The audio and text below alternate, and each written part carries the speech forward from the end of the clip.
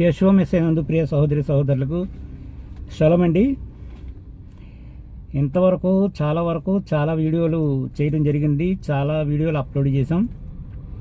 Upload చేసిన తర్వాత దానికి సంబంధించి చాలా జవాబులు కూడా రావడం జరిగింది. కొంతమంది అయితే ఇవి చాలా కొత్తగా ఉన్నాయండి మీరు చెప్పే విషయాలు, అయితే బైబిల్లో పరిశీలిస్తుంటే మాత్రం అవి బాగానే కనిపిస్తున్నాయి అని చెప్పడం జరుగుతుంది. కొంతమంది అయితే కొంచెం అభ్యంతరపడుతున్నారు. అభ్యంతరపడ్డ వాళ్ళకి కానీ, లేకపోతే విమర్శించాలనుకున్న వాళ్ళకి కానీ, లేకపోతే ఏ విధం చేత అయినప్పటికీ కూడా ఒక వీడియో నేను బయటికి పెట్టిన తర్వాత దాని మీద వచ్చే ప్రతి వీడియో నేను బయట పెట్టిన తర్వాత, బయటికి పంపించిన తర్వాత దాని మీద వచ్చే విమర్శలు అన్నిటికీ కూడా సమాధానం చెప్పడానికి నా దగ్గర అన్ని రకాలైన ఆధారాలు ఉన్నాయి. ఆధారాలు లేకుండా నేను ఎవరి మీద వీడియోలు చేయట్లేదు. ఎవరి మీద అసలు ఒరిజినల్గా నేను ఎవరి మీద వీడియోలు చేయాలనేది కూడా నా యొక్క ముఖ్య ఉద్దేశం కాదండి. ఎందుకంటే ప్రజలందరూ కూడా సత్యం తెలుసుకోవాలనేదే నా ముఖ్య ఉద్దేశం.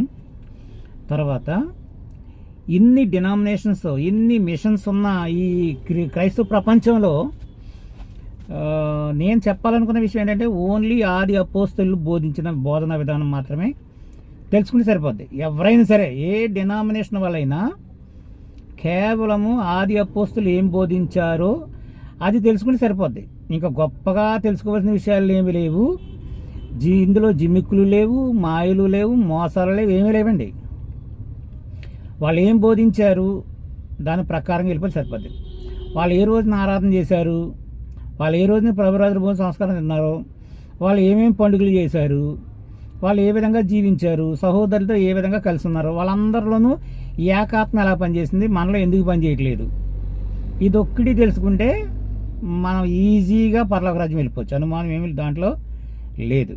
ఇకపోతే దేవుని దగ్గరకు వచ్చే వాళ్ళు ఎవరైనా సరేనండి, నా ఇష్టం కాదు తండ్రి నీ ఇష్ట ప్రకారంగా జీవిస్తాను అన్న వాడి గురించి బైబిల్ జాలి దయ కృప చూపిస్తా తప్ప, దేవుని దగ్గరికి వచ్చి నా ఇష్ట ప్రకారంగా నడవాలనుకున్న వాడిని మాత్రం బైబిల్ వదిలిపెట్టదండి. చాలా ప్రమాదం. బైబిల్ అనేదంటే కరెంటుతో సమానం. కరెంటుని మనం ఎంత మంచిగా ఉపయోగించుకుంటే అంత మంచిగా ఉపయోగపడుతుంది. తేడా చేస్తే మాత్రం చావు కూడా, అంటే మరణాన్ని కూడా మనకి ఇవ్వకుండా వదిలిపెట్టదు. అంత కఠినమైనది అనమాట. అంటే అది బైబిల్ అనేది మంచిది, పరలోక రాజ్యాన్ని తీసుకెళ్ళే దిక్కు చూసి అట్ ద సేమ్ టైం నరకానికి పంపించే గొప్ప బలమైన ఆయుధం కూడా. అందువల్ల ఏంటంటే చాలా జాగ్రత్తగా బైబిల్ని మనం చదవాలి. బైబిల్ని చాలా జాగ్రత్తగా మనం అర్థం చేసుకోవడం ప్రయత్నం చేయాలి. అయినా ఇదివరకు కూడా చెప్పాను మీకు ఏమంటే ఓన్లీ కాపీ అండ్ పేస్ట్. అంటే ఆది అపోస్తలు ఏం బోధించారో దాన్ని జస్ట్ బైబిల్ని తీసి చూపించి ప్రజలకు తెలియచెప్పడం తప్ప మనం కొత్తగా సృష్టించవలసింది ఏమీ కూడా మన దగ్గర లేదు. అది ఒక్కటి తెలుసుకుంటే ప్రజలందరికీ సత్యం ఈజీగా తెలిసిపోతాయి. ఎంత మహామూతుబారులు అయినా సరే అండి, ఎవడున్నా సరే ఏం పర్వాలా, ఎన్ని డినామినేషన్లు ఉన్నా డోంట్ కేర్ అనమాట. బైబిల్లో ఒక మాట ఉంటుంది ఏమంటే 10,000 మందిలో నా ప్రియుని నేను ఎరుగుతుందంటది.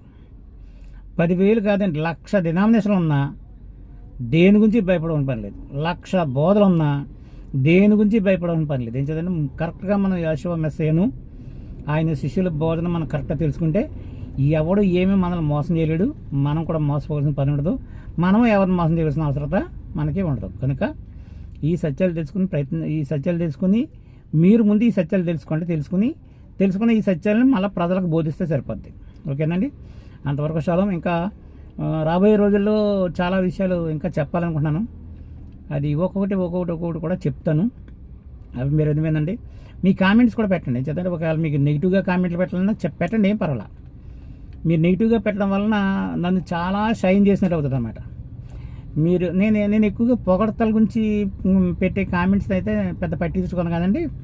నెగిటివ్గా పెట్టే కామెంట్స్ అంటే మాత్రం దానికి నేను కంపల్సరీగా సమాధానం చెప్తాను. ఎందుకంటే అంత అజ్ఞానంలో జనాలు ఉన్నారు కదా, కాబట్టి అజ్ఞానుల్ని జ్ఞానంలోకి లాక్కెళ్ళాలి, చీకట్లో ఉన్న వాళ్ళని వెలుగులోకి లాక్కెళ్ళాలి తప్ప ఏదో గొప్పగా చప్పట్లు కొట్టి లేకపోతే బాగుంది బ్రదర్ దిస్ అండ్ దట్ అని పెట్టే వాళ్ళ గురించి నేను పెద్ద ఎక్కువగా పట్టించుకోను. ఓకేనండి బ్రదర్, కాబట్టి ఆ విధంగా మీరు నాకు సపోర్ట్ చేయండి. నన్ను విమర్శించండి, ఏం తప్పేం లేదు. నేను దానికి సమాధానం కూడా మీకు చెప్తాను. పరమ తండ్రి మిమ్మల్ని మీ కుటుంబాలను దీవించి ఆశీర్వదించడం కాక